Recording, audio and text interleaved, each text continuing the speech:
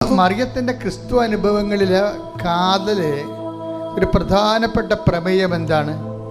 അവൻ വലിയവനായിരിക്കുമെന്നാണ്. നമ്മൾ ഉടമ്പടിയിൽ അനുഭവിക്കുന്നത് ഈ ക്രിസ്തുവിൻ്റെ വലിപ്പമാണ്. മറിയമാണത് ആദ്യം അനുഭവിച്ചത്. മറിയത്തിൻ്റെ വയറ്റിലിട്ട് വളർത്തി വീട്ടിൽ നിർത്തി വളർത്തി ആളാണ് ക്രിസ്തു.